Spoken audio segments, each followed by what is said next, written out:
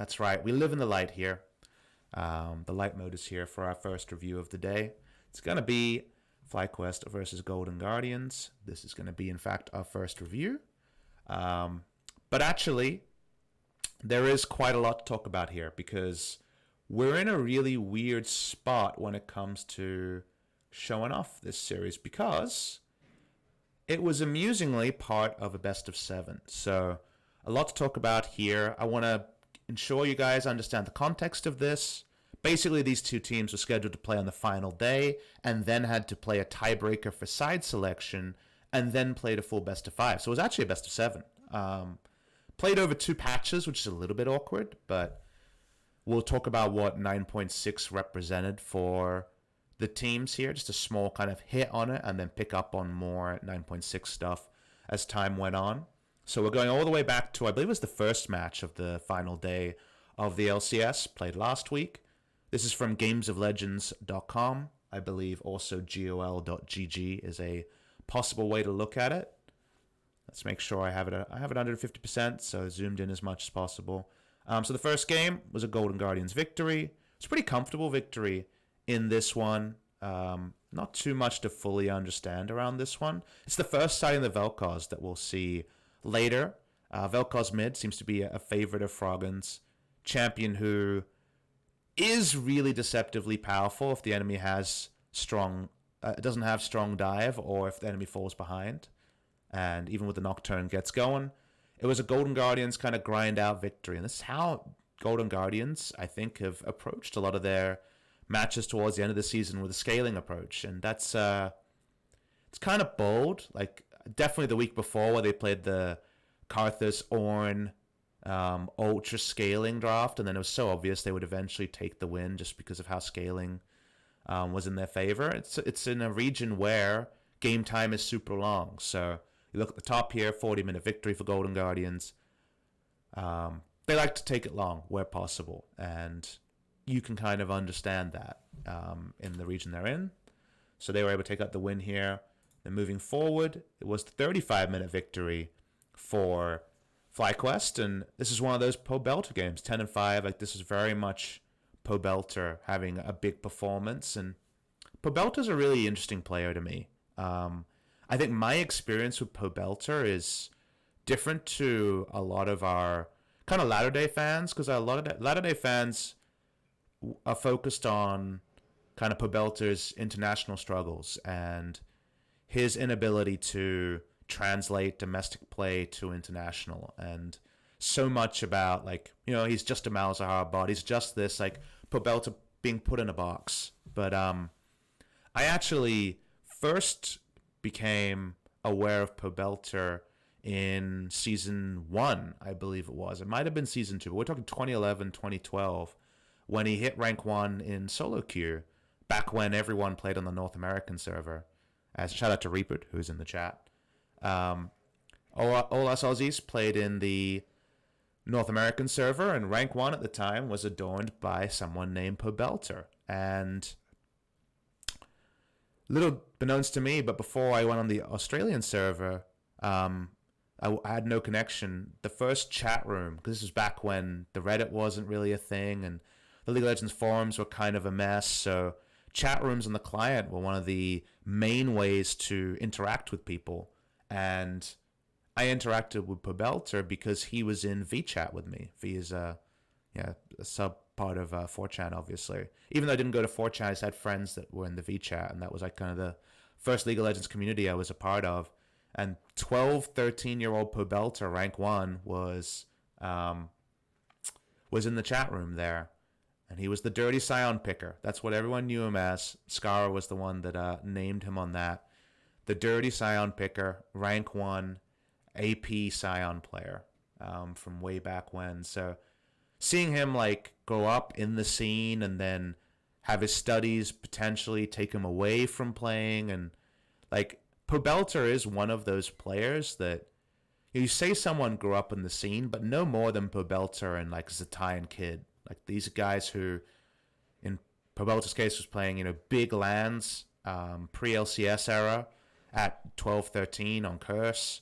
And then Zatai went to Worlds at 13 alongside Kid. Like, as someone who's a bit older, like I'm 32, like, you know, I've had a lot of perspective about what it is to grow up. So seeing these players who are still so young, you know, but being defined by what they are and aren't, like, I couldn't help but come away from, that was what I was arguing with a lot of people at Worlds last year, is everyone had decided by the time Worlds came around on TL, like, this is what Pobelta is. He's this. He plays Lulu Karma, Malzahar. Anything else, he can't play it. And that's the box he was put in. And, you know, I reviewed North America, you know, NALCS at the time, and saw him pop off on Aurelia and other picks. But there was such a kind of cultural agreement that Pobelta is this and is not that, that it had just been hit on his head since especially MSI, that I'm sure he believed it. Like, he played like a player who believed he was only allowed to play certain picks. And that kind of psychological side of things is something I'm always sad to see. Like, that was clearly on Crown's mind. And it's nice to see him blossom a little bit on Optic. I think Pobelta is a better player than Pobelta realizes at times. And that's a weird thing to think about, right? So it's cool to see Pobelta have pop-off performances. Like, I think Pobelta could be something. And could be relevant in context that maybe even he's not aware or a believer of at all times. And I hope he grows to that, because he is, again, one of those people who's been around so long. He could really be something. No longer a 13-year-old top laner or a AP Scion mid one trick. But shout out to Pobelta is all I'm going to say. But yeah, Pobelta had a big game here.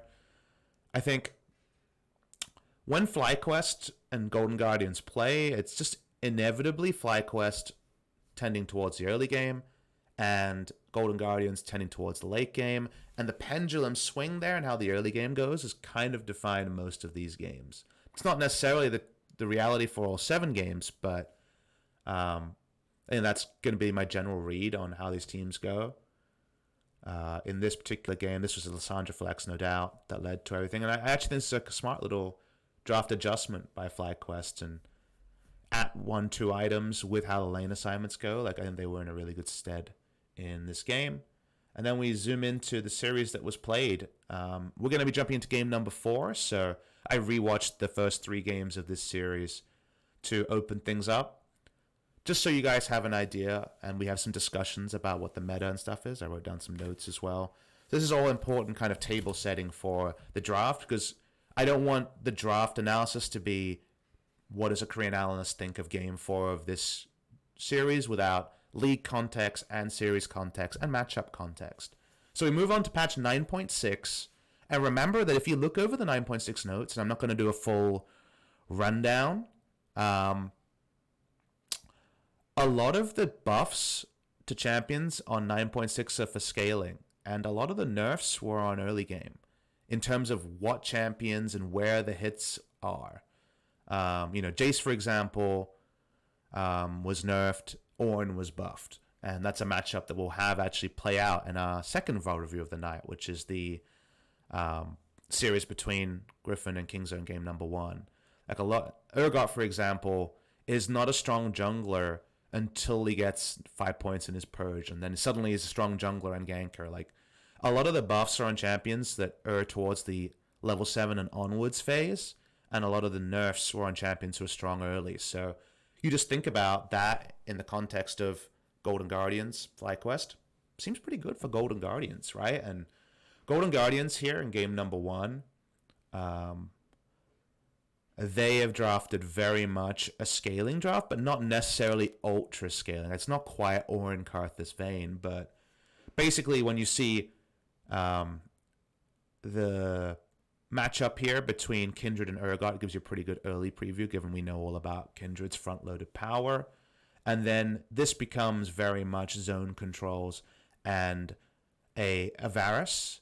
And I looked at this draft and I said, well, if FlyQuest can't grow a big lead, and there's definitely areas to grow a big lead around, 2v2 wise in the early game, I think they have a pretty big lead. They're going to get outscaled here. And it's not, again, as clear an outscale draft as some other ones, but I was very confident this was FlyQuest needing to get a lead. And FlyQuest actually makes some pretty big errors in execution early. And that's kind of the way this game goes. Like, this game was honestly decided in the first 13 minutes, and then it's 16 minutes of filler, and Golden Guardians win. And I think that shouldn't be a big surprise from the draft, because the enemy team, if you wonder why is it outscale, because, you might see Varus, right, who's not normally thought of as an outscale champion. It's that backline access the game goes on is actually pretty unreliable onto a Varus, and instead the likelihood of Urgot kind of purging around, Kennen AoE AP ulting, and Karthus, who wants to die in an opportune spot, means that it's very difficult for FlyQuest to actually get any threat onto Varus. And then the problem is the Cogmore can never open up, because Urgot and the Kennen in particular can just ensure they never free autos. So it didn't matter, like, we never actually saw the intricate reasons for that, because it's got blasted. So that was the game number 1 result. Game number 2 went back the other way, so FlyQuest was able to take down game number 2. I really like the Swain into Lissandra pick, even though we've seen it tried in other regions and it hasn't been pulled off. I know it's lost in LPL and LCK, but there was a win on it in LPL a little bit earlier. This is actually a really good spot for Swain if you think about how these drafts are supposed to be pulled off. Like, if you look at FlyQuest, they have the Jace Elise, they have very much the early power draft again. Like, we're still staying in our lanes, it's still very much early game FlyQuest, late game Golden Guardians, or at least scaling from Golden Guardians, because this game is supposed to turn into a really strong 4-1 where Yorick beats Jace very hard after 2-3 items and just close out from there. And then it's not really 1-3-1, because given that Lissandra can't actually contend with Swain that well in the side lane, but like, this is very much 4-1 as the win condition from Golden Guardians. But instead, FlyQuest just execute much better in the early to mid game. They actually get the lead they couldn't get going in game number 1, and just like the previous game, it like ends up being just a fairly ordered victory, where the only option Golden Guardians had from, say, 15 minutes onwards is, can we blow up Swain, who's the only person who's kind of being a bit liberal with his positioning? And Paboda turned it around and got some big kills here. So this one went down early. So again, not really VOD review material based on where we're at.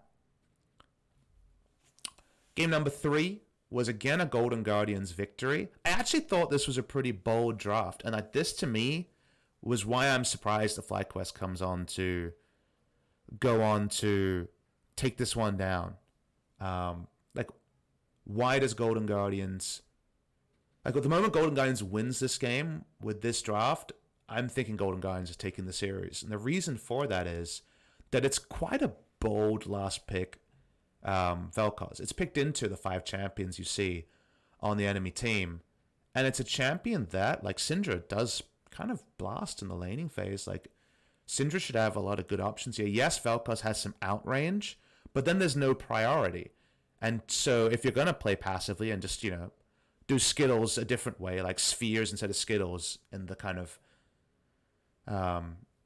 scenario that we're seeing here, yes, Vel'Koz can outrange, but Vel'Koz in general can only just try to wave clear and try to poke, but because it's Elise Syndra, the only way to do that is to be super safe, as if you are a Karthus. And then Jace early game has priority into Poppy, but Poppy one armor item in. Even Ninja Tabi, if you go that way, can start to fight back, but I can start to fight back top, I can start to fight back mid, and then actually Vayne Braum is considered a strong lane into Kalista and Galio. Specifically, Vayne into Galio is an interaction people really like, for the ability to just always have the condemn. You hold on to that until you see the taunt being invested in. So the fact that actually FlyQuest kind of messed up around early execution, and actually Froggen was kind of up in CS the entire time and got kills. The lack of mid priority here was the biggest worry I had, because I feel like Elise, Syndra, Jace, your goal should be keep Vel'Koz in like turret dive range, because Elise and Syndra turret dive better than almost any 2v2 mid lane. Syndra fishes for some QWEs if they register, presses R, and then Elise can take turret aggro and lose turret aggro. So you're talking about someone who has strong burst and someone who has missing health damage. But there was actually Golden Guardians vision control around mid lane from about 15 minutes onwards. And that's where I was like, oh, the early game team can't even identify where they're going to get their leads and how they're going to close this one down. So that was my worry here. Was I was like, okay, if they can't execute on this, and Golden Guardians gave them quite a lot of tools, like if you're losing 4 Drakes and mid prio again with a Vel'Koz Jarvan against Elise Syndra, actually maybe it's all over. Like that was kind of where I was at when I was getting into game number 4. But good news, we're all ready to get into game number 4. So that's kind of the state of play. A lot of Jace blind picks, a lot of blue side from FlyQuest, and they do stay on blue side for game number 4. I believe this is Golden Guardians choosing red from memory.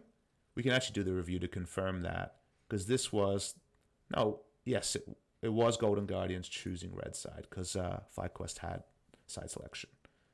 So let's load it up. First review of the day. Thank you for joining us all this time. Wanted to preamble, because we're in, a best of 5, so needed the preamble. Gonna open up the screen. Got my chat commands in front of me. Let's enjoy this. We got some idea about the context. We still got our TOP mug, so I can have a sip of water. We're gonna fast forward our boys Azael and Captain Flowers. Hope to see you guys in the future. So Jay's first pick has been taken by FlyQuest multiple games in a row, and Golden Guardians kind of rotated through different answers to it. So very notable, and one of the reasons why we do the preamble. We come to bans and we say, okay, FlyQuest is the team that blue side banned Jace. So already, they're going to approach this draft differently. They can't just draft a prio top laner blind first pick who has almost no bad matchups. Now, Kennen, I guess, is the kind of bread and butter replacement for that. But, different teams have different kind of reads on Kennen's power. So that's a really big draft adaptation in this particular game, Callisto and Tahm Kench being gone. So FlyQuest really do throw out their bans quite a lot in a must-win game. And they first pick AD carry. We're not in a flex pick mid-lane Varus scenario. I know if Yukal's on the team, he'll definitely run Varus into old matchups that were good, like Azir. But big change. Blue side, they're forced onto blue side as Golden Guardians have side selection. And they first pick AD carry instead of going for the Jace that wouldn't have been banned by Golden Guardians. So this is already a very interesting change. First picking Varus without knowing much. And Varus priority, I think on 9.7 could go up, because he seems like a wit's end abuser if that item does hit like it was on PvE. But it's kind of a warning sign, right? Because you think back to what Varus is weak against. It's gap close and hard CC. And, well, Jarvan Galio is perfect, right? And Golden Guardians show nothing about scaling here. So you really like the first round. It's also a safe spot to go Galio because Vayne is very unlikely to be picked after a first pick Varus. So you get a Galio early draft that other teams right now are dropping because of their kind of trepidation about the Vayne matchup. And so Golden Guardians are like, sweet, feeling great. So we're going to be able to fast forward a little bit. Let's look at our keyboard commands here. So we end up with Varus Braum. Kind of Lucian Braum, but lane's better. Let's finish up the first round.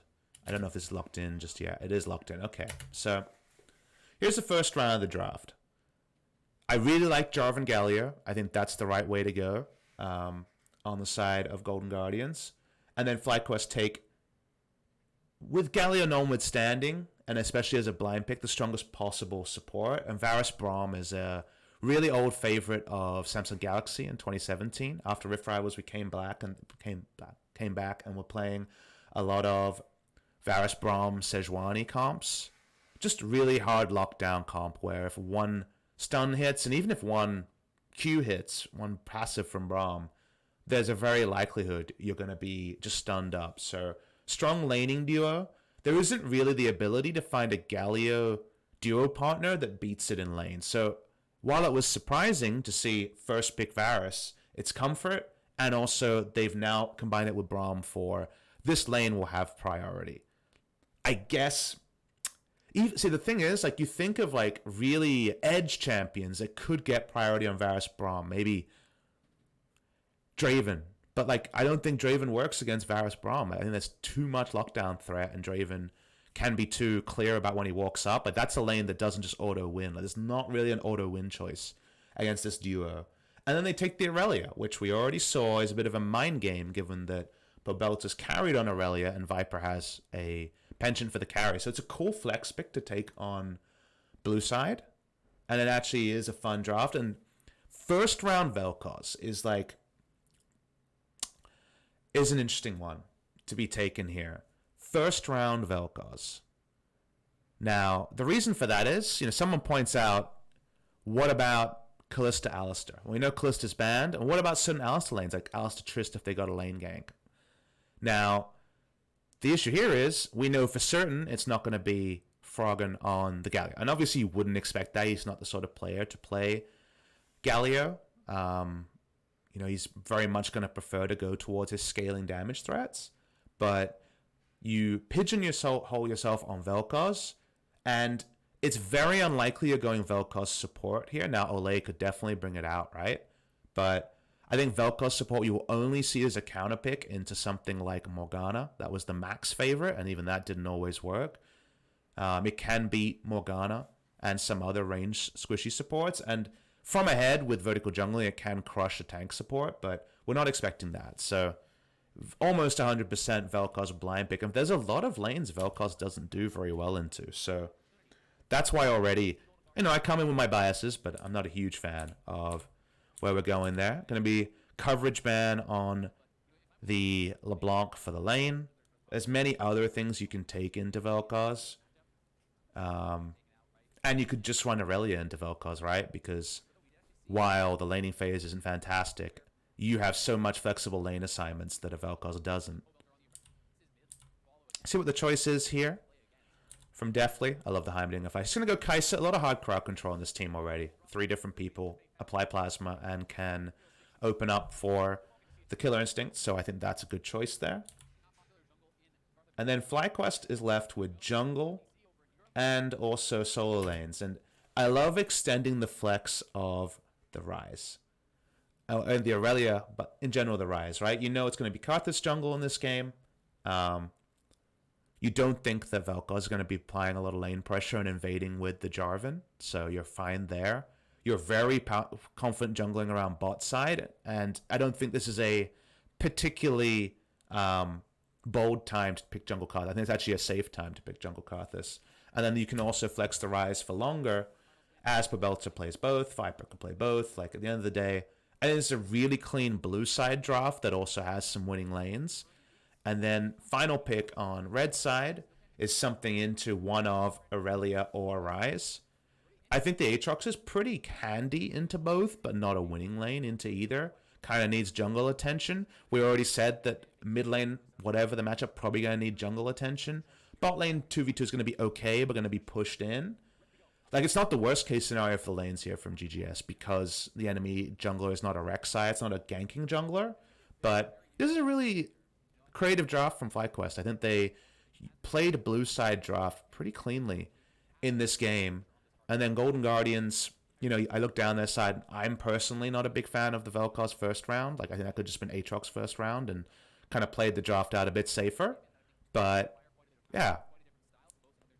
Interesting choices taken on here and some lane power. Like, it should either be a very comfortable farming phase for the Karthus, or maybe even Karthus gets frisky and looks to lanes, right? We'll wait and see on the reality here. I watched the first 3 games of this series. I have not watched this game, so it's going to be first eyes here. So all I know is that it's won by FlyQuest. Spoilers. Cute little tuckers in the crowd. Let's look at the level 1s here. I'm always interested to see the Karthus level 1 because not everyone stays in their lane and just power farms their own jungle and gives up scuttles as if they're a Zac. Like, we've seen some late invades. Broxah, for example, loves to late invade on the Karthus and make things happen. Right now, it's just the fan out, which is fine. An Arrow, ex-OPL coach, looking dapper. Again, I tweeted about this, but shout out to Soul Strikes, who was a coach of Team Legacy before he moved to ES Sharks for this split, and now auto-qualified for the promotion relegation tournament, coming from OPL finalist as a jungler on Direwolves to coaching legacy to making it into promotions and potentially LCK. I think ES Sharks are one of the favorites to come through the relegations. So OCE talent.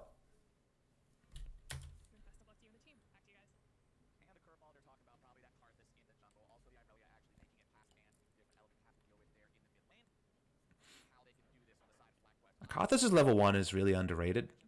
So I don't mind rocking up with Karthus Braum or Karthus Rise and looking for deep vision. It's kind of, it's weird because the champion obviously is a power farmer who doesn't fight back, but it's weird to think of having a strong level 1 but also being a jungler that you kind of want a level 2 gank on and invade their jungle. Golden Guardians, just looking for a cheesy Q trade. They didn't actually invest a ward into that brush to be able to just get an auto Q and then nope out before a trade came through, so they actually lose the trade. It's kind of awkward. But again, priority bot lane, happily going to be on the side. Golden Guardians. Here's that level 2 invade we talked about. Let's talk about the path here. Was it spotted? I didn't actually see. So when it comes to early information, they see Jarvan. They assume he's starting red buff because he's a machete start, and that means you're very unlikely to go to Krug camp. Nice pathing here from Contracts. He still wants to contest, but he's spotted on a ward anyway, so it's one of those things where Santorin wants to go for single target camps as well. Contracts comes in and gives over a Dark Harvest stack, so Santorin fighting back. Again, the duality of Karthus. Someone you want to invade, but someone who can also take advantage of you pretty one-sidedly there. So fun little level 1. The smallest of leads, you know, being able to guarantee a scuttle, but also get a Dark Harvest stack on the top side. We already knew bot lane to be pushing.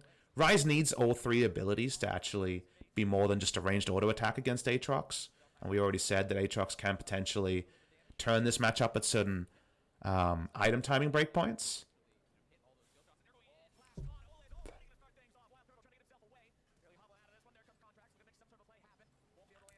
Interesting. Let's see how this plays out. So this is actually a nice next level play, because I was focusing more on Santorin trying to attack topside. FlyQuest are doing a lot of stuff on the map that Golden Guardians can't actually answer instantly. Because notice, with the priority we discussed with the duo lane, they actually just go to take the Scuttle bot side as a duo. With Braum, you can stun it up, and you have more Scuttle threat than any other champion. The only champion who is closer in terms of Scuttle threat is Tahm Kench, because he can actually eat the Scuttle and burst it down, but then you're using Devour, and there's an opportunity cost compared to Braum, where if you use Q, it should be less relevant than using Devour. This is what leads to Contracts coming down. He went to his own blue. Now, was he forced into his own blue? Because the free objective here would be to try to go to red side and invade red buff, but Contracts in the split has been called out doing that a couple of times. They didn't have Pixel Brush ward, and they don't have priority bot lane, so there's someone in the chat asking, should he have gone to red? I think where his mana bar was, he wanted to just take down a big camp, and ended up being blue, and we get this collapse here. It has to be an all-in to get a collapse. It's 2 flashes used for 3 summoners, but they lose the Scuttle, and Contracts uses flash, so I feel like it's not worth it. And it is an extension of FlyQuest having a very clear early game plan around invasions, around trying to get little leads in the game, and Golden Guardians kind of hanging back and gritting and bearing it in the early game, which is kind of their motto. But I like how active FlyQuest is. We know they're on match point. We know that overall they're down 2-1 coming into this game, but at least they're not abandoning their set piece practice, and they are trying to be proactive where possible.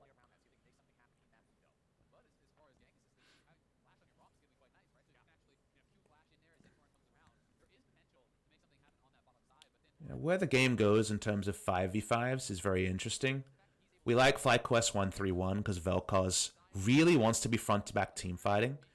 Vel'Koz is underrated because once he hits 6, his ultimate true damage is so likely to proc on the front line, and he has backline access. Just purely with his ultimate, which does insane damage. So actually there will be some really nice 5v5 options here for Golden Guardian. It's not a hard out scale, but it is something where you feel like the reliability of Golden Guardians, if they have a gold leader or even, will win out in team fights more often than not. Also, their AD carry can pick and choose his spot, whereas Varus is more likely to just be shut down by Jarvan Galio duo. Some really active jungling here from Santorin. It's what Karthus jungle can do that causes really interesting spots in both pro games and solo queue. Is, you know, when you are in this moment where the enemy jungler, as you know, is gonna definitely outscale in terms of damage. It's Karthus, right? And power farms so hard. You know, you look at your CS numbers, and if you see this, you're scared because you haven't been able to pick up a successful gank. You're 2 levels behind, probably more like 1.5, but whatever. Your flash is down. Level 6 for you to have that extra CC is further away. And actually, you have less flashes on your side than the enemy has. Definitely, Olay, contracts all flashed in for that play bot lane. It was actually a 3-for-1 trade. And so Jarvan is very unlikely to find anything in these lanes. So you feel really pressured. You feel already a bit desperate as contracts because you weren't able to get anything done and the enemy jungle is power farmed. I just think those feels are something that aren't talked about enough in a cast because they're not really related when you're actually casting the game. But it's one of those things where we've all played these games where you're like, uh-oh, you know, I picked Varus, the enemy AD carry picked Vayne, and the Vayne got a double kill. I know where this is going. It's a lesser version of that, but it's still similar in terms of, okay, I need to make that next gank work as Jarvan, otherwise this Karth is going to counter gank with just ultimate. Some nice blue wards down. Deep ward on spotting the camps on Wolves and the Gromp. Hasn't spotted anyone on it for a while. Control ward forward. Like, Golden Guardians are showing that they're scaling because they have literally no vision. They should have some defensive vision around mid, but it hasn't been able to establish just yet. But they have this, an information lead around the Krugs. Again, it doesn't turn into anything because summoners are still down. So it's too risky to try anything in this scenario because then suddenly you gave the early game team an opening to kind of slam you down. But yeah, this is Golden Guardians are already feeling awful in this spot. They feel really far behind. We're going to start fast forwarding because like game's very much playing out as the drafts would dictate. It's on Golden Guardians to rewrite things in the early game. And then for us, we're just seeing, okay, can FlyQuest get bot side control, which their lane should suggest, and take an early Infernal to really hit the mid game running when the first turret goes down and starts up the 1-3-1 lane assignments they prefer, or not? That's kind of the duality. Because they went Karthus, they don't have the ability to just play like I wanted them to in game number 2 and shut down the Vel'Koz. Or game number 3 it might have been, sorry. They're not able to do that because Karthus isn't going to actually be face-checking the enemy jungler. That's just not what Karthus is about. He's very much about putting down wards and returning to camps. And the power farming continues, right? He's keeping on pace to double the CS of the enemy team. So Karthus farm, working. Lane farm, very even across the board, which feels like FlyQuest in the 1-3-1 will be able to hit the ground running, but also not a disaster for Golden Guardians, who are going to think about 5v5s a lot more. Yeah, 800 gold. The entire gold lead basically is jungle almost. Vision been able to clear around bot side. So first objective here, Infernal, is the one, and 3 control wards. When is the time for Infernal? Because that's always something to ask when the blue team is the one that we want to see have the activity early, is when are you safe enough to start Infernal? And so, for example, we think about now, FlyQuest not on a back timing, outside of jungle. They put down a control ward. So a control ward is actually invested by, I believe, Varus to get 3 control wards bot side. You could start it up here, but Santorin's out of mana. So Santorin's going to go for a recall. And now you're saying it has to be Infernal now. It's a mistake not to take Infernal with how much they invested. So I think it's fine. Like, given the mana bar there, that's the last piece to know. So the control wards are down. The Infernal is free. Golden Guardians, again, feeling pressured. But everything is going FlyQuest's way to hit the mid-game running. So far, so good from them. Now, contracts revealed on a ward.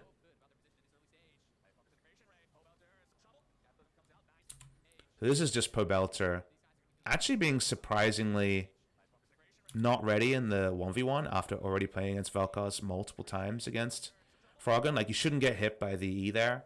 Holds onto his flash, has to flash in the end. This is a big moment because now the priority in mid lane will be Vel'Koz. He's level 9. He has at least 3 points in his W. Probably 3 points W, maxed out Q. When we saw Vel'Koz bot lane, interestingly, the lane I would most expect you to max W to at least 3 points, let alone 5, would be bot lane. But the bot lane Vel'Koz from Kobe was 2 and 2 at the start, and then straight up max Q. So he actually put 2 points W, which might be a dematerializer thing, might not be. I must admit my Vel'Koz knowledge is a little bit rusty. Still FlyQuest, they just need to outnumber now for a little bit because they don't have the same priority around mid. Early game, gonna be quiet. You know it's a quiet game when only 2 turret plates have been taken, but both of them by the team that wants to hit the mid game running.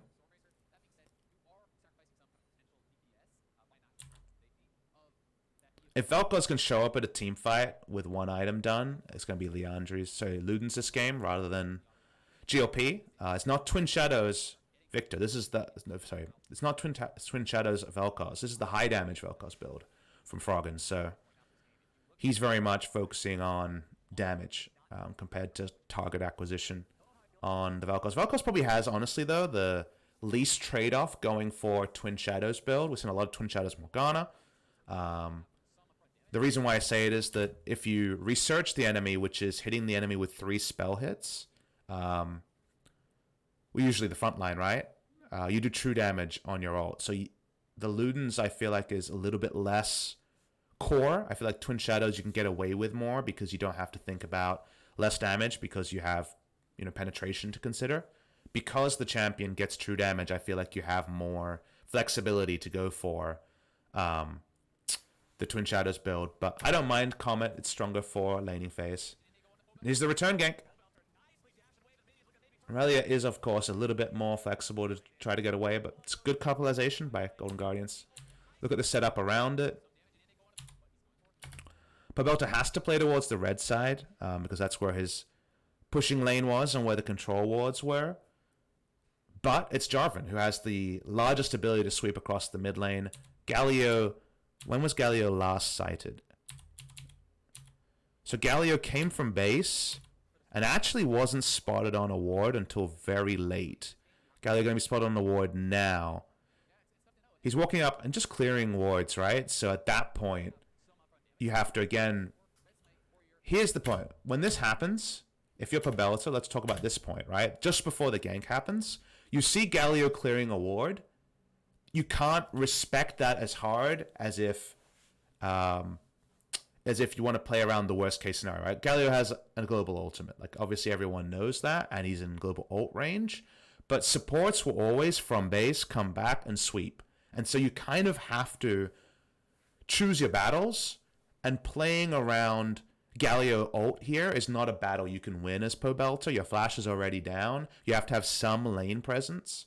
So you kind of have to disregard that. Like, you'd prefer to respect every variable as much, but you can't do that anymore. So you have to play more towards defending yourself against the most likely gank threat, which of course is the Jarvan that we can see on the left side of our screen. So you got to play right side and try to outplay the EQR from Jarvan. You can't fully appreciate your threat profile, which is, okay, Galio could ult, Jarvan's probably in that top side brush, and Vel'Koz ult is available. Like, you're trying to pick your poisons here. Someone in chat mentioning you could just wait until Karthus came for a counter gank, but he actually has, as far as I know, should have eyes on the Jarvan. So he knows Jarvan is there. So he's trying to just play right side. And yes, theoretically you could call your Karthus to come in, but they haven't done that clearly. And then Pobelta walks up. And this is the worst case scenario, right? He is able to outplay the R from Galio. So at the end of the day, Galio doesn't really provide too much. But like, that's the spot where you die. Just like when we have a huge grouped minion wave up top and the top laner stays, there are some times where you overstay and it's like, why did you stay? And there are some times where, okay, well, if you didn't stay, you're so far behind in experience, especially early game, like level 2 or 3, where actually it was correct to try to outplay the dive with the tools you had rather than give up the minion wave and show up with a 2.5 level disadvantage and you flash up, because it turns out then you can't approach the minion wave anyway. So I'm not saying that Pobelter played that perfectly, but that is just a great return gank timing where he goes down. And it's before the side laning phase, so very frustrating from a FlyQuest perspective that their early Infernal timings hasn't led to more than what they found, but they're still ahead in gold. They still feel like if they can take down probably bot lane turret, because it's the closest to going down, they can start setting up lane assignments that aren't kind to the enemy team.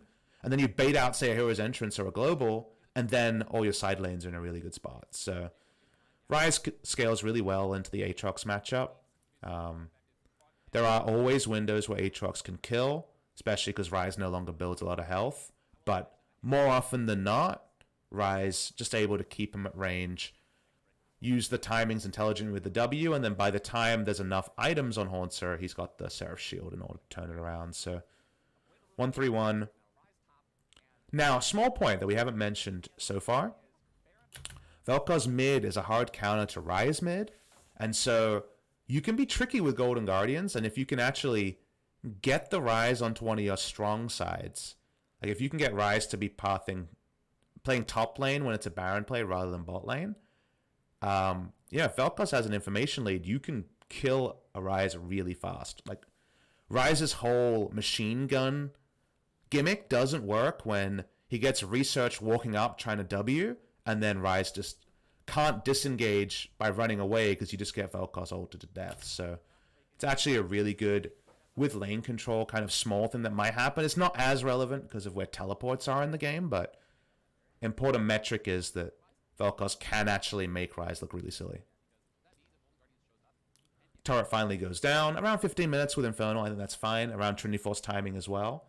So I'm waiting to see how FlyQuest play the 1-3-1. Now, doesn't mean the game will go that way again. I haven't actually watched this game yet.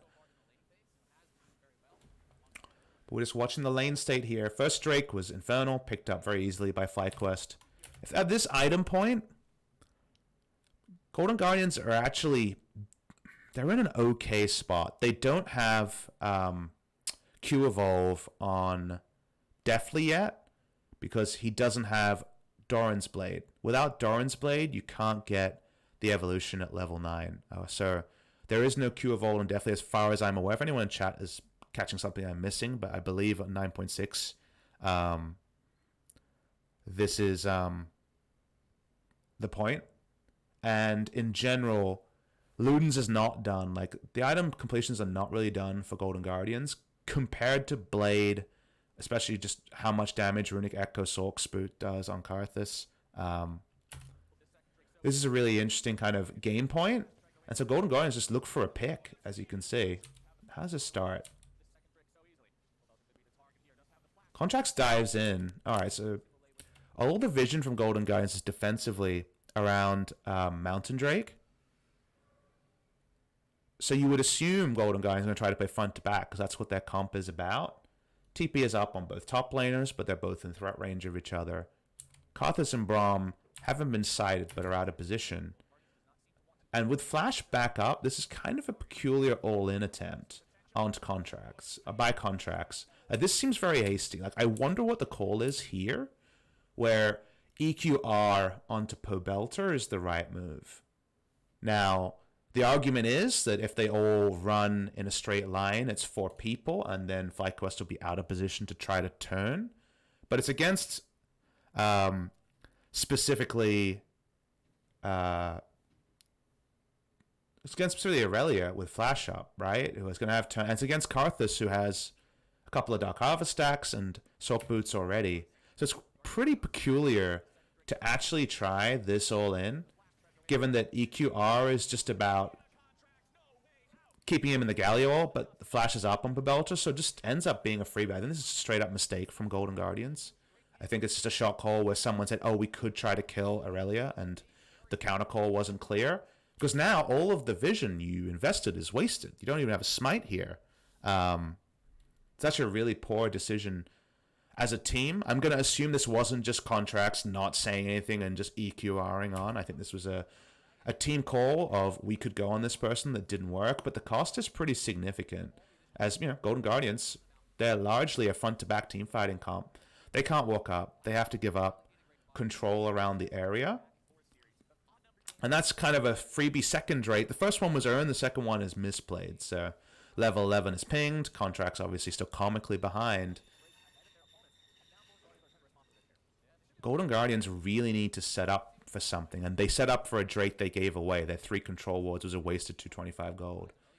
So let's see if the item commissions come in. Again, now there's a big boost in power. We see Luden's done. We see Black Cleaver done. Evolve is still not there on the Kaiser. Again, level 12 with Doran's Shield, or I believe level 9 with Doran's Blade is kind of the breakpoints. I haven't visited the practice tool in a while, but it's something that's very important. And I think against Varus, it's ultra important because he's so good at pushing, and you want to be able to push back. And evolved Q is kind of the most important thing there. We already talked about Aurelia hitting a side lane. We're going to see that here. The lane assignment for now is just going to be kind of whoever is closest to that area, but we're at the point almost where Golden Guardians needs to move their Baron Vision topside. Baron threat from FlyQuest. Damage is very good. Tanking ability is minimal, but with Mountain and Infernal and this much damage, it's one of those times where you either take it at, say, 20 to 22 minutes, kind of cheesily as fast as possible and hope the enemy's napping, or it's tricky to take because you don't have the tankiness to turn off Baron as easily. So that's where things are for FlyQuest.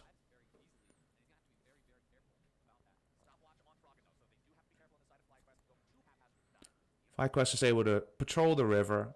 Golden Guardians need to show respect and get to places second at this present point, which is kind of expected.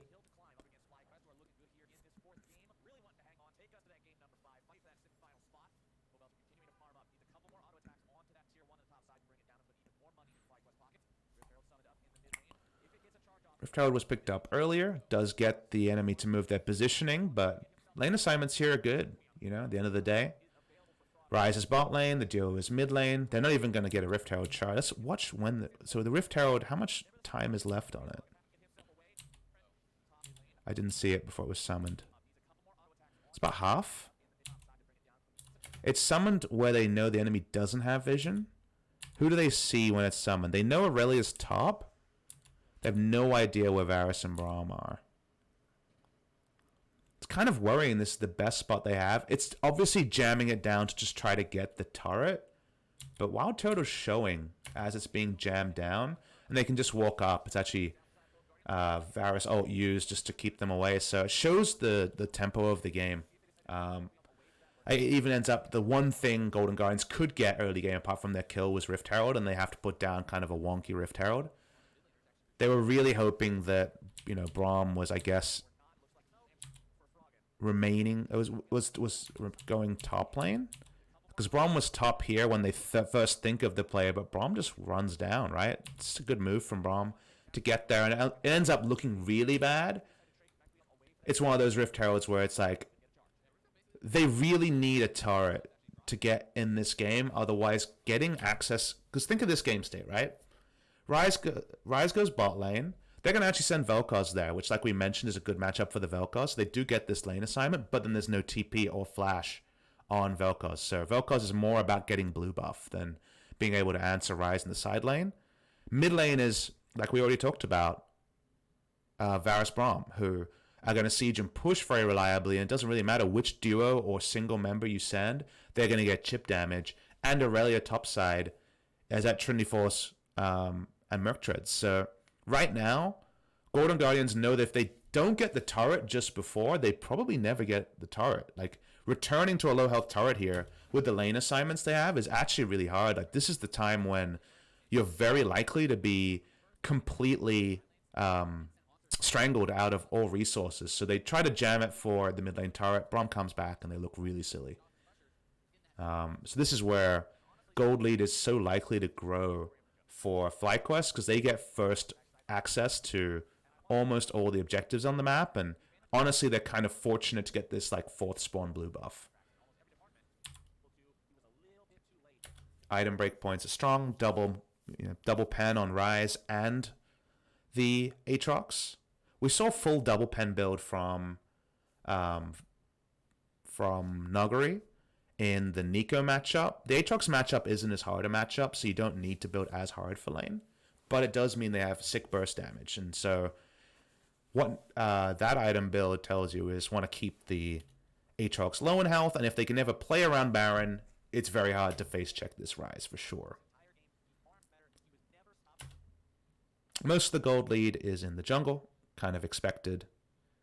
And the good matchup in bot lane and turret plates that Varus is able to get. By the way, I sometimes get Varus, Vel'Koz, and Victor mixed up. Sorry about that. I'll try and correct myself. Big lead from the jungle, though. Contract's got nothing off and can't farm as hard, and Karthus was able to get, you know, an ult kill and keep up his farm. And this is why LS is such a big fan of the Karthus jungle, right? Is when you have a plan around it, your level 1 is quite strong, and the enemy doesn't pick like a hunting the enemy jungler that's really shut down Karthus. Like, if you don't put a lot of eggs into shutting down Karthus, more often than not, if the enemy team has practiced playing with Karthus, the game goes more like this than not. So things really coming together for the Karthus jungle here.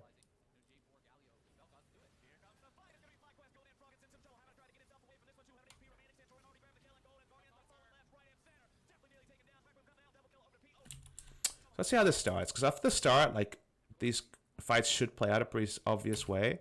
The map state here is that Ryze has just finished an item build up Morellonomicon. Aatrox pushing bot lane. We haven't seen action in a while, so most summoners are up. Only Froggen's is still down. So Froggen, for once, has a target on his back, kind of like how Aurelia did the whole laning phase, which is something to remember. Olay is there to allow him to push up minion waves. He's still pretty far down the lane, with very little information as to where any other member of FlyQuest is. Contracts, I believe, spotted on that ward. And when he walks up to wave clear here, it's all about Wild Turtle. He hits a really important ultimate onto no summoner Froggen. Froggen has stopwatch.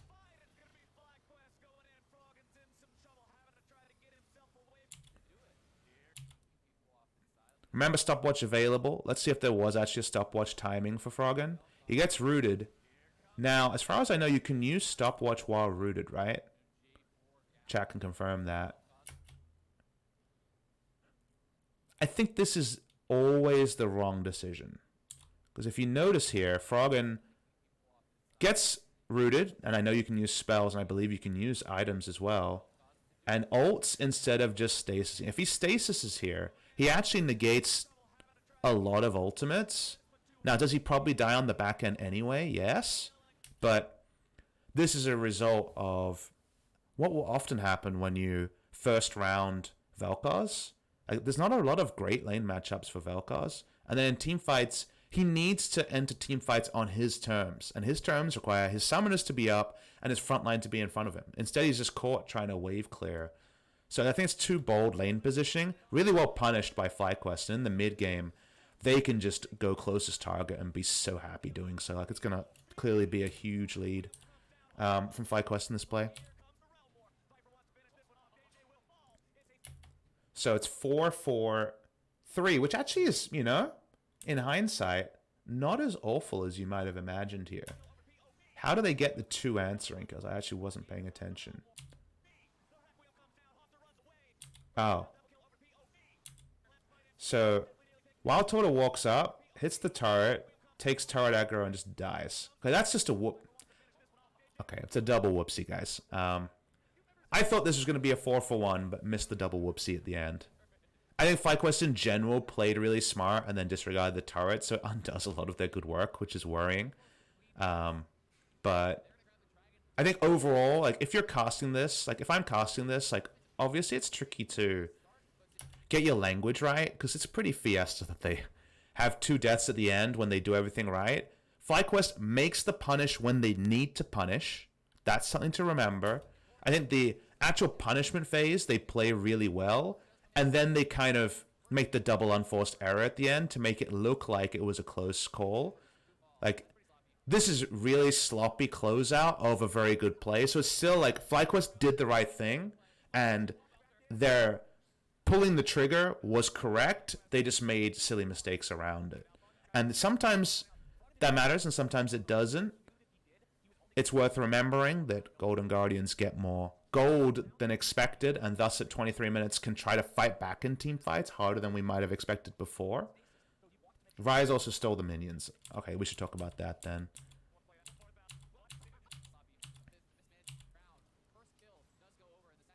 Let's see if that's actually... I don't think that was relevant. I'm going to rewatch it.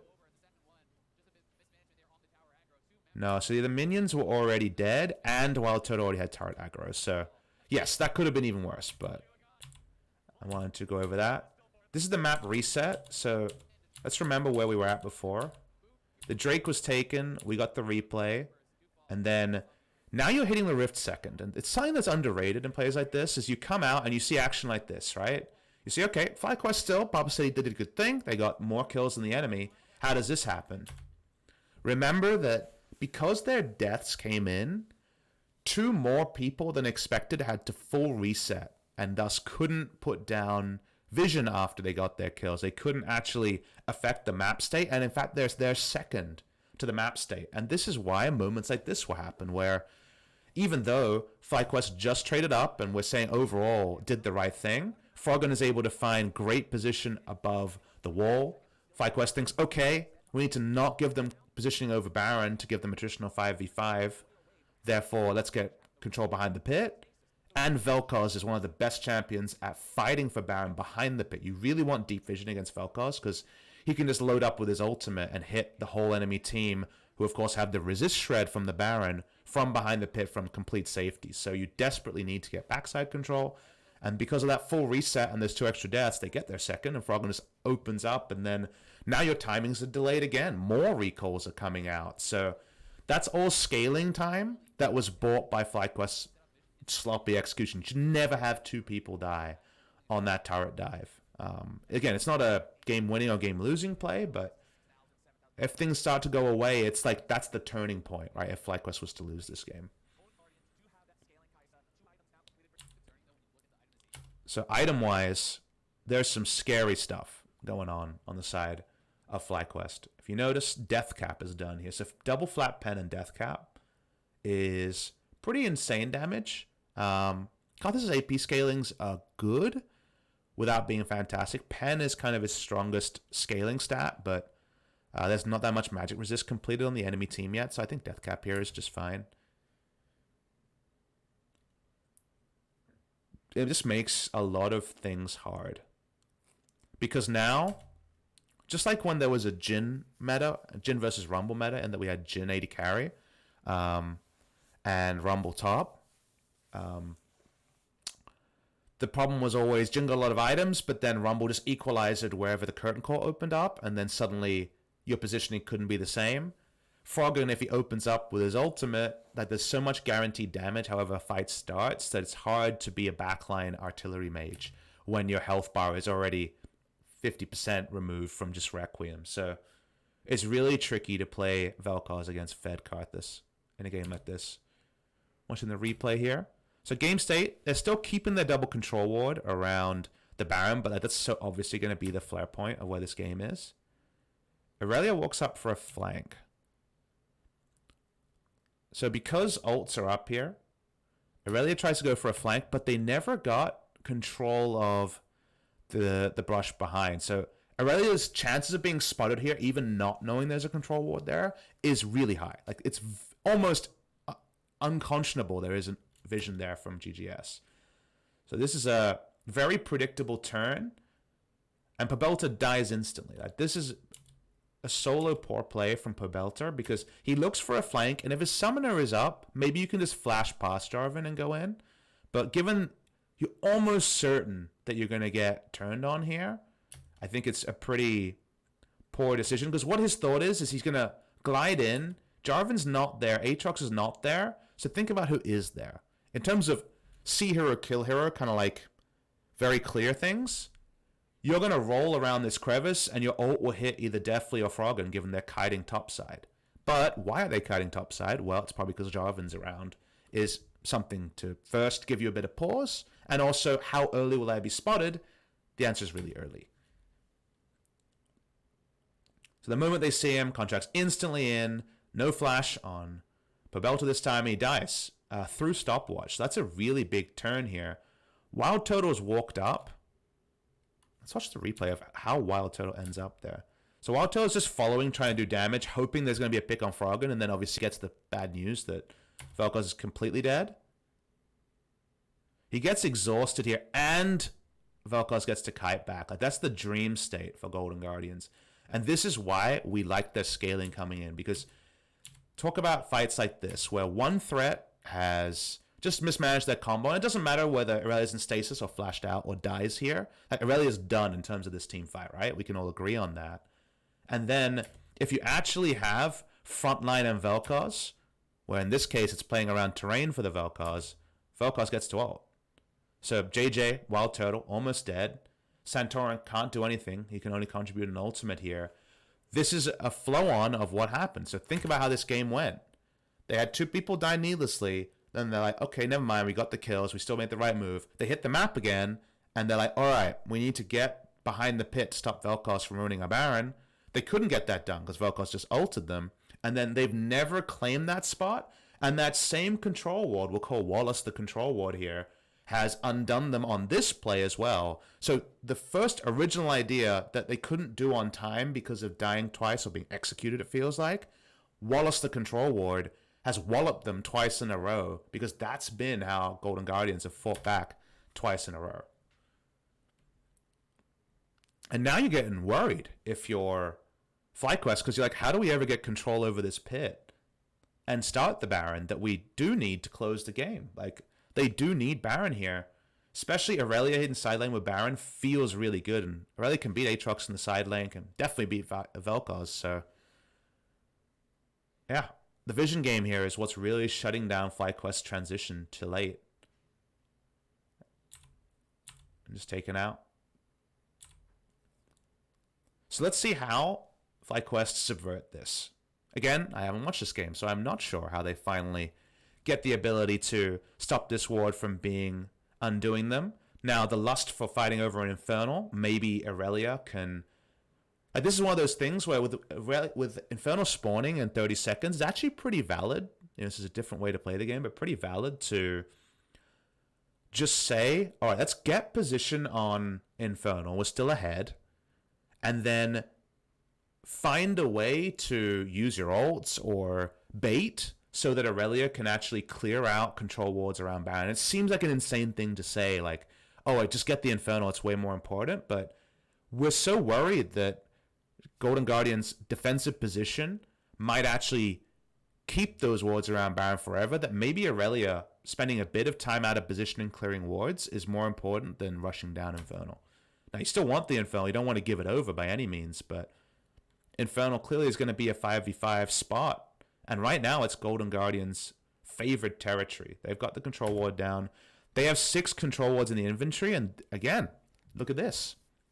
Golden Guardians have been able to put down 3 control wards, and they have 6 in the inventory.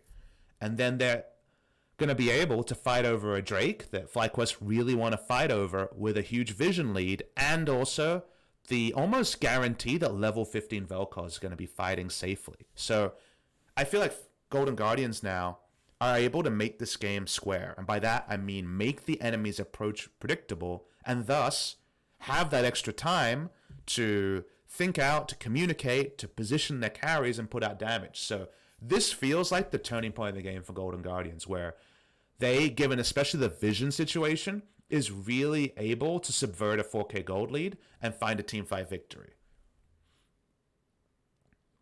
They don't want to ARAM. They want to make it about Infernal. Now, they probably want to put a control ward on the objective. They don't know that there's this blue ward here. And the blue ward that's down from FlyQuest is stopping FlyQuest from face-checking the Pixel Brush, because they're like, okay, well, the enemy isn't actually doing Infernal, so we've got some time. They put it down. Now, Sweeper finally spots the ward.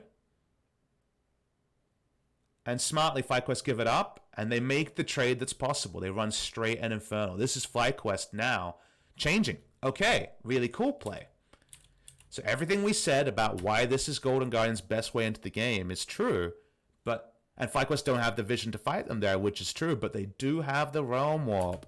And that, of course, is one of the Realm War players that Bjergsen popularized by an LCS, and they're able to take this down. Double Mountain Infernal means that all of the vision that Golden Guardians used to fight back is taken out by a Ryze ult. And this is why Ryze, outside of just being a sick laner, rotational play, like Monte Cristo approved, like everything we just outlined about where the game was at, about the fact they couldn't fight for vision, all of that subverted by a one ultimate and a clear call. Good, really good call from FlyQuest. And actually, if you joined us for the FlyQuest vs TL VOD review, as we'll talk about that afterwards, but we'll close it for now. The FlyQuest vs TL VOD review, where TL crushed the early game, and then FlyQuest were going to lose the game unless they went to a Baron that they got. This is FlyQuest again making a good shot call around Baron, and they've got some veteran voices there.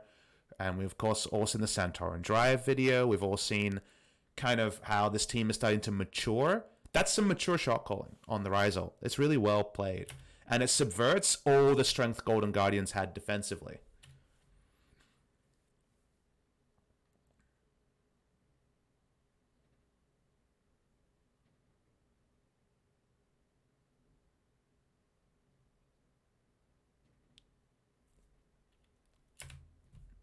So this ends up being a 2 for 2.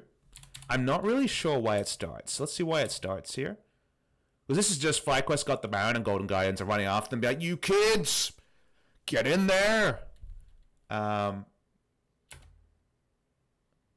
very much want to deny Barons where possible. Babelta has Flash. Takes a very long time to live, but going to be fine.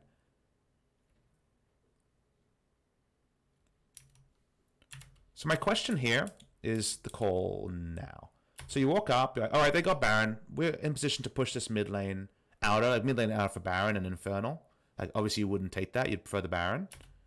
This goes down, definitely opens up with ultimate. Now, game state here is that Ryze realm warped, and obviously no one else ulted, because that was just a rotational play. So they just blow everything into chasing down Viper, whose summoner is up and is Aftershock. So they're very much trying to find a pick. At this point, do they see a recall? Okay. This is actually a pretty interesting play. So they see Varus Braum recalling, and they know it's going to be a 5v3. So that is why this fight happens. It's actually a smart time to engage, because there's no way bot lane can be there. And Santorin also happened to be out of mana. So this is why Golden Guardians get frisky. The question is, when do you disengage fully? So far, we're liking it, right? This is actually a good time to try to get picks, because you know for sure the enemy can't be there and it's a 5v3. You get Pobelta's Flash, that part is well played, and then you disengage. Like, this play is done. With Pobelta being down, you know Varus is there, because he's going to walk up right now. Ah, okay. You expect Varus to be out of base, but Froggen walks towards a minion wave when he should have just fully disengaged upside, and they don't have vision, I would imagine. They never got vision. Look how awkward this is. This play at like 1x speed looks really bad, but when Pobelta flashes over, as far they might have local vision on Wild Turtle. I'm interested to know if they have vision on Wild Turtle here. If they do, then that's the part where you're a little bit off, but if they don't, it's fine. They also know two people are chunked out. It's still pretty assertive to walk straight into the minion wave. It's not awful by any means. Because the problem is that if it goes wrong and your Vel'Koz is hit by ult, you don't have cleanse, you do have stasis, but you're going to lead to a game state like this that's front to back. Like, there is no threat on Wild Turtle here. He's next to a turret. He's going to free hit, and he's going to never take a speck of damage. So that's the reason why I say it's bold, is the moment you know Varus is there and he can just free auto first target and get his attack speed reset off his passive, like, things are going to be really bad. It was pretty generous, our ultimate hitbox there as well, I'm not going to lie. But not a disaster from any side, and we do get some windows to why Golden Guardians tried to make a play. And I guess if you just look at it based on what happened, you took out two Barons. One of them's a really high value Baron in the top laner, so the ability to play 4-1 or 1-3-1 is decreased. So it's actually the support and the support in the jungle. I had my mind reset there. That's kind of an awkward thing then, because it's actually the two least important Barons Like, the people that play the 3 lanes are the AD carry, the mid lane, and the top laner. So actually, not taking out any significant barons here feels bad from a Golden Guardians perspective because you don't even relieve pressure, and FlyQuest just gets to push up through mid.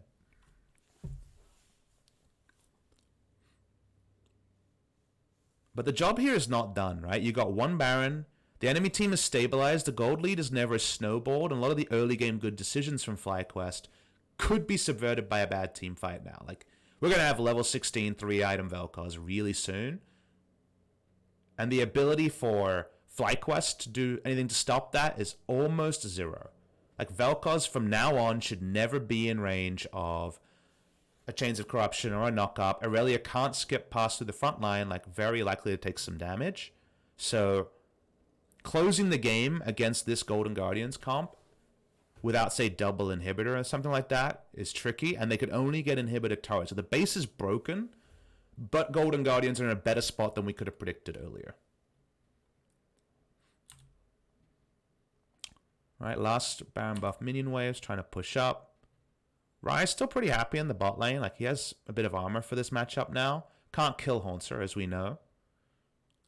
Taking over the top side control. This is what you want to do. You're largely playing 2 lanes here and hoping that Rise can realm warp or get out of a gank. And if you see 2 people bot lane, then hard force on, say, the inhibitor.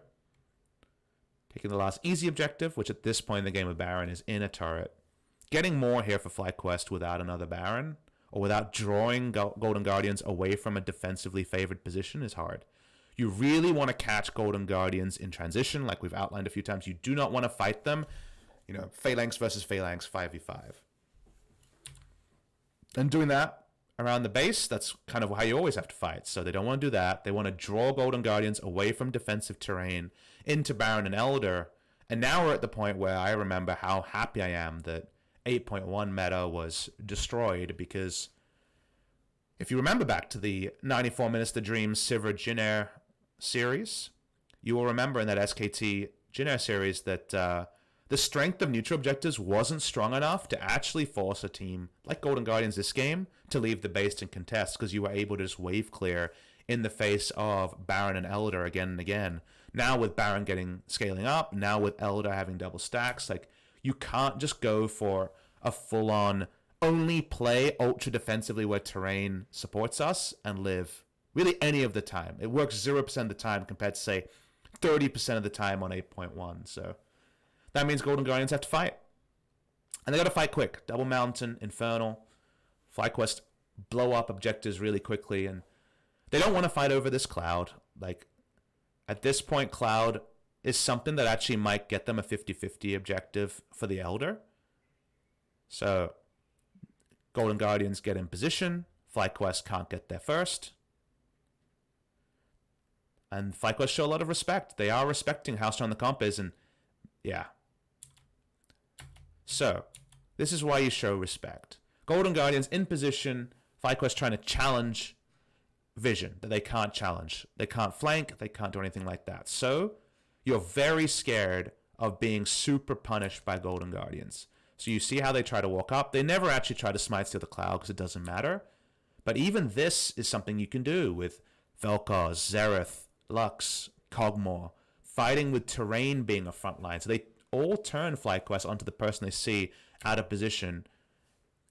It's Haunter, but of course he can die multiple times. It's going to open up AoE ultimates here. Like, this is exactly the sort of fight Golden Guardians on paper are looking for.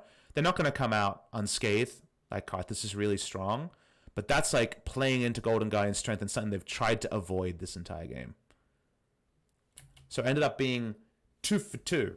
So another fairly even fight where both AD carries go down. Nicely done, Haunter. He actually problem solved that one pretty well.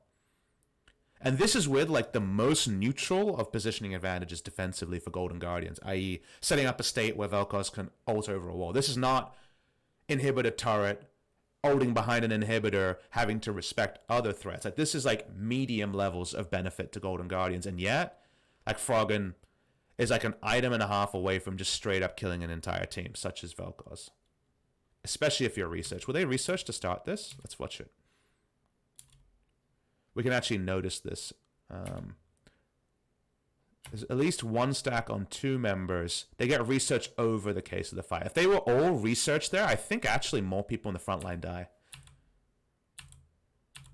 Cool to see Vel'Koz in pro play. Like, it's a fun champion. Like, I like it when it's not just a gimmick 2v2 champion. Like, in the support matchup against Morgana, it's easy to just turn your nose up at it because you never get enough AP to actually murder fools, but AP Vel'Koz is a lot more satisfying. So where are we at in terms of summoners? Flash down on Hauntzer and Olay. Up on both 80 carries, which is unlikely given they both died, right? But otherwise, summoners in a pretty good spot. So Baron is live. Is there no vision down? There's neutral vision on Baron. No forward vision on either team, though, as we can see.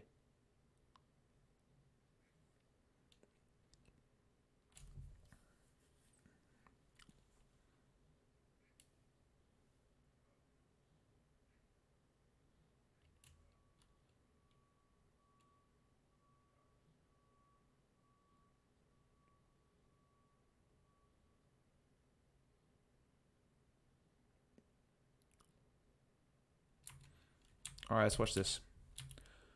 So let's talk about how this team fight starts. So this is Pobelta trying to drag FlyQuest into a team fight where Golden Guardian is out of position. Like, he dives straight in YOLO, right? And this is with no one in range to help him.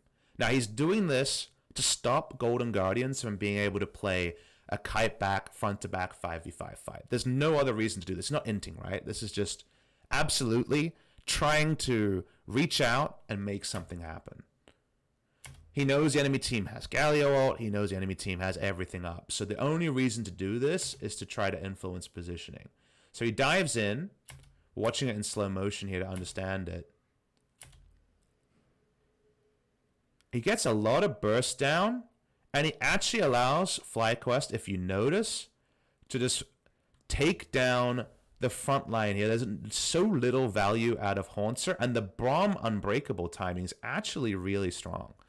So this is the sort of fight that, if it was all I's dotted and T's crossed by Golden Guardians, should be heavily favored to them, because remember, Froggen is the one that's going to end it, and the rest of the team should be able to fight strong front to back.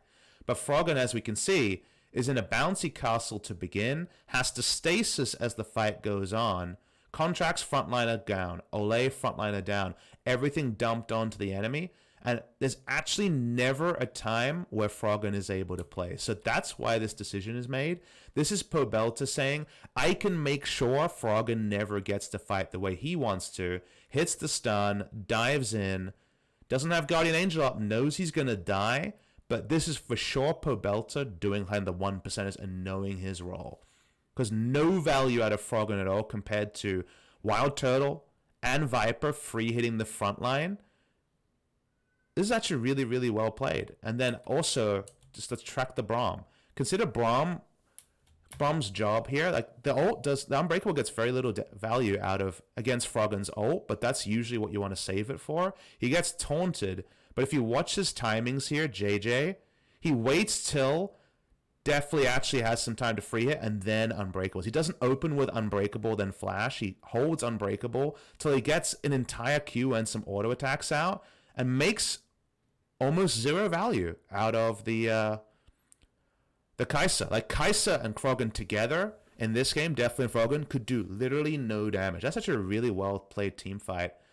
And it's Pobelta who really deserves to be rewarded, because he makes a suicide engage so that his team wins. Like, he doesn't win an MVP from that play. Like, he's not going to get all the props from that play, and he's going to die, right? So scoreboard-wise, it's going to look bad, but that was actually really nicely done. And the moment the Froggen CC chain started, he was stunned into stasis, into no front line, so he couldn't ult. Like, there's no value out of the ult there. He has to ult now. It's going to delay the game for a bit, but that was really well played by Pobelta, for sure. Pobelta's sacrifice will be remembered, says Ras Algeti. You're right on that one.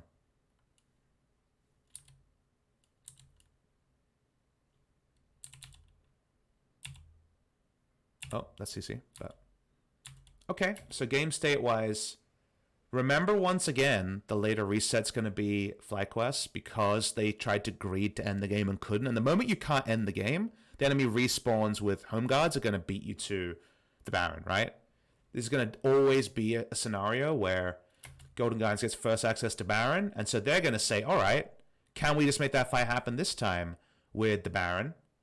They run a Baron, but FlyQuest again is smart. They just say, okay, let's look at the pings here and see how FlyQuest tries to make this play happen. Like, because of the late reset, FlyQuest can never get the fight they were able to create around the Raptor Pit at Baron. And 5v5, they don't want to fight front to back.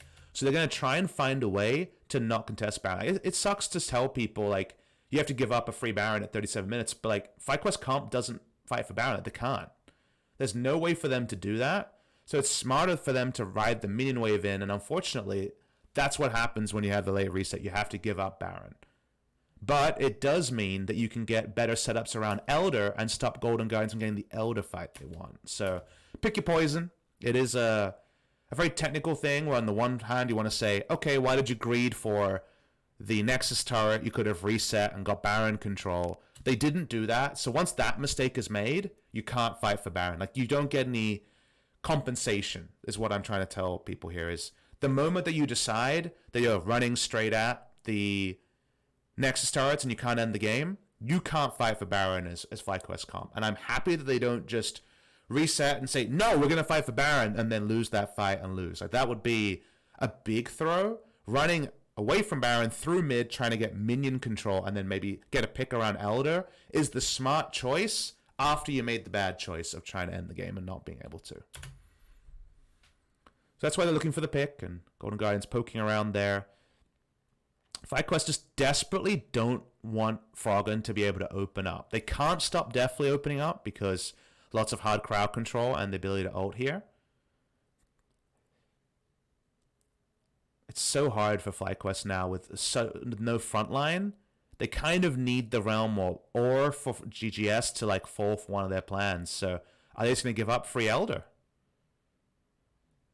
They've once again given positioning over. They couldn't get the pick they wanted, and yeah, now it's double buffs, right? And now it's huge lead to Golden Guardians. It's really interesting to see how this game is playing out. Like, I know a lot of people, when I chose this game, were talking about it being a fiesta. And, like, in a vacuum, if you tell me in NA, a team gave up Baron and Elder when they had a gold lead, I mean, you'd be like, oh boy, like, Renegades Dignitas, what are we doing? But FlyQuest can't fight for those two things with the kind of decisions they made along the way. So, like, I can't fault them for not just running and fighting at Elder or Baron, because that's how you lose to this enemy team. So now I'm just so excited to know how they win. I have no idea how they win now.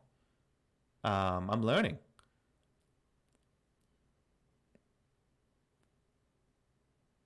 Froggen does unbelievable damage now. Like, 2-stack Lifeform Disintegration Ray, like burning true damage and true damage if you research them. Like, holy crap. Like you're really, really strong. Like, the only person to me that can subvert expectation is Pobelta with Flash Up trying to get an amazing pick somewhere, or a Rise Realm Warp play. Like, those are the tools that FlyQuest seem to have to try to battle back into the game.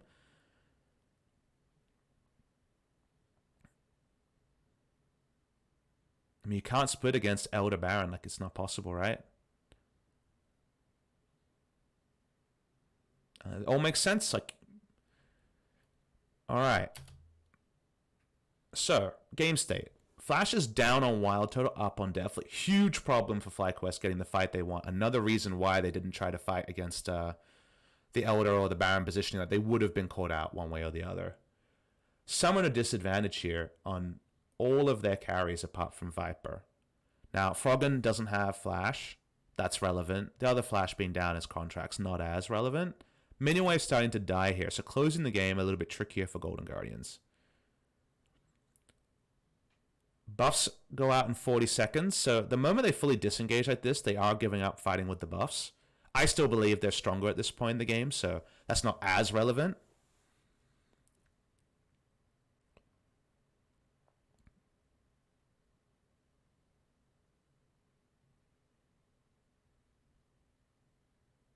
agree with you there. That was Azael saying the next fight decides the game. But how do FlyQuest actually get the fight that works for them? Because so far they've been really mature about not choosing losing fights. Now they're going to choose a fight with Wild Turtle's flash up, and maybe that matters. Maybe that was the only thing they were thinking about rather than purely compositional stuff like we were talking about. Right now they're just, again, just trying to bait around and try to get a pick somewhere. Double Guardian Angel for the front line means that front line is going to live a long time. Double Guardian Angel, this team is predictably on Aurelia and Varus. Side menus are in a really even spot. Golden Guys never took the easy gold top side, which I think they probably should have at some point, right? But it's not going to be hugely relevant. All right, I missed how this started. All right, so Pobelta's flanking again. Now, how did Pobelta get flank vision? How long has that control ward been there? Control ward is cleared out now at 40-39. So that's been... this entire zone's being controlled by Golden Guardians. They got rid of one control, but they could never scat out that ward, the control we see below JJ. Was it, in fact, Pobelta's ward? All right. I'm going to call this ward AP Scion, given his Season 1 AP Scion carry ways. So AP Scion is put down around 40-39. And as the play goes on, you'll notice they clear out one control ward. They can never get to AP Scion, so they don't know that that is a control warded brush. They see the ward be put down on Wolves, they're aware of that. So they kite back from there. They get that control ward as well. So this is Golden Guardians, again, trying to make it a very defensive position where they can fight front to back and get value out of Froggen. Like, that's what they're trying to do here, and that's why getting rid of flank wards is very important. But AP Scion's still alive. So when do they last see Pobelta? Is Pobelta ever seen on vision here? Let's see when Pobelta was last spotted. Pobelta's around the wall. You assume he's spotted inevitably around wards. You're obviously not going to forget he's not there, but there's not a lot of reason to have a lot of thought on Pobelta. And then Pobelta does this. And remember, he already made the dive-in play onto Froggen that won in the last team fight that helped FlyQuest get a Baron earlier. Or at least Baron area control. And there was some executes, but that weren't his fault. And then he's here for the flank. And let's again talk about, center ourselves. There's been a lot of things happening. How does FlyQuest win a fight when the enemy, Golden Guardians, wants to set up with strong backline damage from Froggen? It's not the AD carry in this team. It's Froggen, who wants to open up unimpeded. And then they trust their front line to zone control in front of it. And then Kai'Sa just hits easy targets into swooping in. That's how this works. How do you stop that? Make sure that Froggen never has space to fight front to back. So Pobelta will slow down. Dives in. And he kind of gets the bonanza. Because look at Deathly and Froggen. They're kiting together. So given this play, like, if they could do this over again, they don't kite together. But Deathly and Froggen are on each other's pixel, right? They're on the exact same spot. And at this point, Hauntzer's slowed. Contracts and Haunter have no threat on the flankers. So this is the equivalent of a teleport flank coming off from Pobelta. He's going to get backline access, and he's going to hit one of Froggen or Deathly. So watch as the play starts. Straight line ult in a great spot. Very defensive flash from Froggen, but he wants to flash with the ability to ult, right? Like, he just flashes, hoping that he can ult as fast as possible. So we watch the replay again. Really good flank from Pobelta because AP Scion meant it wasn't unscouted. If AP Scion, the control ward to the right, isn't there, Froggen and Deathly might still be on the same pixel, but they might be on top of this urn, right? Because they're like, they'll see him coming and they'll kite back together. Also, the tank line would adjust positioning. For example, Ole could just Justice Punch once he gets past the turret dregs and control the space. But he can't because the flank timing is really good. Pobelta dives in. Flash already down onto Froggen. So he's going to be at that spot and potentially Viper can run at him. Haunts is in a really weird spot towards the right. But you watch this play. The redemption comes down. Stasis there is kind of weird. And they get no value out of the ultimate. So, tool-wise, Golden Guardian's kind of out of tools. They've used both Froggen and Deathly's ult and a flash here, so they actually have nothing in terms of what they can use. So that was perfectly played by FlyQuest, but it doesn't win them the game. However, it does mean ults are on cooldown. So let's watch how this one plays. Golden Guardians can't play across the flank anymore, so they have to push through mid. It was really well played by FlyQuest, and yet it didn't win them the game. So that tells you that they were still able to back away from there. There was no more further dive, because you look at the comp here, and they're not going to use Realm Warp to dive in. It's not the game ender. So what happens now? Ults back up on Golden Guardians. So Golden Guardians, once again, should just make it a square comp and see what happens from there.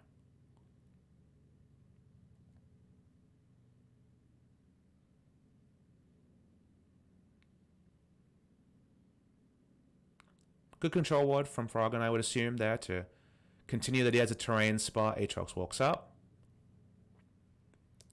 So what FlyQuest were able to get for the first time in a long while is actually a good back timing. Now, it's kind of amazing, right? I looked at that fight and I was like, this must be the fight that ends the game.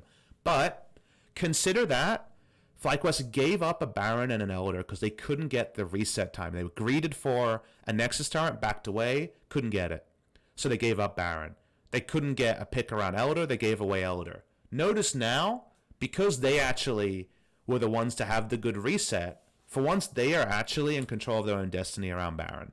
Now they don't have a lot of control wards, only one is down, but the enemy only has control wards on Aatrox, who just shopped. So FlyQuest are actually able to set up around this Baron a lot easier, and Froggen's flash is down. And Froggen's flash is an objective in and of itself, right? When it comes to stopping him from playing his play. So they get some control over there.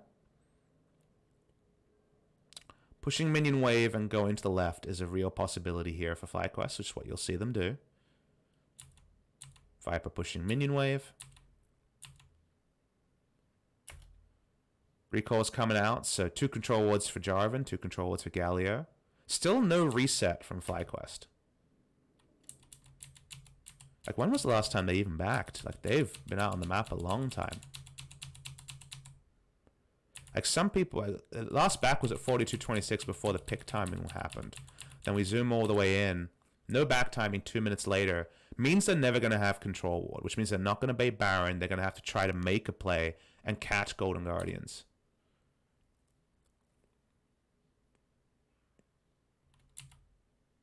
Alright, what is the map state right now? Elder is about to spawn, and they have control ward on Baron. Now, in the late game, you can't have vision control over 2 objectives. You have to have vision control over a Baron or an Elder, because there isn't enough control wards on one team to be able to have exclusive vision over Baron and Elder. Golden Guardians have invested 2 control wards topside. They probably feel pretty confident about trying to play topside, but they try to reinvade bot side because they don't want FlyQuest to get an objective. Now, there's kind of multiple different levels to this. On the one hand, it's not a 5-minute Elder if FlyQuest pick it up. And if you think about the trade between Baron and Elder, you know, it doesn't feel great to give the buff to FlyQuest, but I think Golden Guardians probably happy enough with the Baron. They would prefer Elder because it gives them the 5-minute buff, but they haven't set up around this objective, and Aatrox isn't there to step up. So if you notice, Aatrox, how this plays out, this is the reset point. The sweeper comes in, let's confirm this to be sure, doesn't spot the lane ward, which ends up being very important. AP Sion is still there, by the way. I think AP Sion's going to die. Well, sad boys. AP Sion dies. But Golden Guardians aren't done. They're going to go further into area where they have no vision. No vision at all of where anyone is. Of anyone. They have no idea where anyone is. That's actually really egregious here. At this point, they take out AP Sion and they kill that ward. And then, where is the enemy team? They have no vision. Maybe Pobelter on the tail of the top here, I guess, from Deathly, but I don't think they see anyone in this particular area. They know now Pobelter's there, so they get a little bit of information, but they have no idea where JJ, Centauran, Viper, or Wild Turtle is at that present point. And then Ole walks up, And the reason why this is egregious is that we know how they want to fight. We know what they own, which is a share of Baron control. They would love to know more about Elder, but they don't use blue trinkets. They don't know where anyone is. And they try to face check around this area, so they get ultra flanked by Pobelter, right? Pobelter gets into the backline and dies again. But again, how does Golden Guardians use their late game? Froggen opens up, and Kai'Sa chooses her spot. So let's slow it down. We know that Froggen slashes down. So we watch how this plays. We'll start from here. Once again, Pobelter goes for backline access. Now, the ult doesn't hit contracts, but definitely first kites up. Froggen, is trying to find space, but the moment Pobelter dies, Viper flashes over, and this is really well done from him. Another area where they don't have vision on him. He's able to flash over and straight up kill the enemy, and that means that Viper can kill the enemy Vel'Koz and run it deftly, whereas the front line, which dies later, doesn't peel for anyone. This is, again, not the team fight Golden Guardians wanted at any moment. They needed to be able to peel front to back with good terrain to get value out of Deftly and Froggen. And it took 3 from Pobelter, 3 really good engages, where he was always going to die. Like, he's engaging against, Jarvan, Galio, Aatrox turn. Galio, just as alone, undoes a lot of what Irrelight is about. But it was absolutely the right move in all 3 cases. I think in live, that could easily be missed, but that was a really well-earned victory for FlyQuest. Like, I think they actually played this game really smartly. And I'm always there to laugh at LCS games, there's definitely a lot of ARAM games, but I don't think this was an ARAM game. I think this is a straight-up really good game from a team who was fighting with their backs against the wall in game number 4 of a series, and with a lot of hard decisions to make after they had a couple of small throws in the early to mid game. And then someone is putting on their back and saying, I'm going to be the one to subvert team comps in order to get winning team fights. And that person is Pobelter, a very maligned player. Like, this is not KDA play at all, right? Like, this is very much team-focused play from Pobelter. So, big personal shout-out to Pobelter in this game. I thought he actually played it really, really well. And that was a cool game to VOD review. Like, some people gave me feedback that this game was a real fiesta, but FlyQuest made mistakes. Like, would it have been cleaner in other regions? Maybe, but I think FlyQuest made some very mature shot calls around objectives here that on first viewing might have seemed really poor, and actually close out the game, surprisingly smartly. Like, I think they chose their fights well. I think the flanks were the highlight for me, but yeah, I thought that was a really cool game between FlyQuest and Golden Guardians, game number 4. So what I'm going to do, guys, is that's the end of my first VOD review for the night. So I'm going to take a short break, eat a bit of food, play some ads, and then we're going to move to our second game of the night. It's going to be LCK action. It's going to be Kingzone DragonX taking on Griffin game number 1, a game that I personally, happened in front of me, and yet I missed, a big turning point in that game. And it's a game that I'm very interested to evaluate with some more time to pause and rewind. So I'm looking forward to getting to that. But thank you very much for joining for the game number 1 VOD review.